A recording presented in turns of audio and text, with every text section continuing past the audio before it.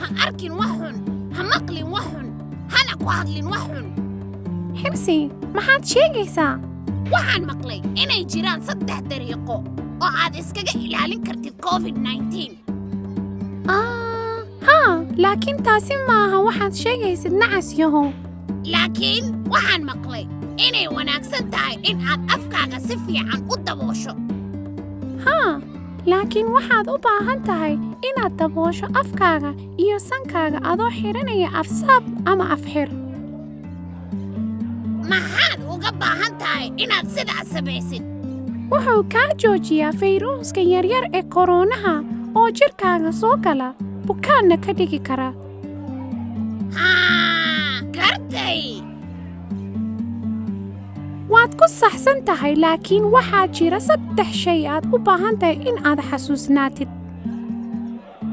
Waa arrin wanaagsan. Marka inaan indhaha daboolo miyaa? maya Hirsi, xasuusnow. si aad u badbaadisid qoyskaga iyo asxabtaada, COVID-19 waa in aad dhaqdaa gacmahaaga, af-saab xirataa, ka fogow dadka kale. Gacmaha, wajiga, kala fogaan. sax, dhaq gacmahaaga, dabool wajigaaga, dadka kale ka fogow. Gacmaha, wajigaaga, kala fogaan.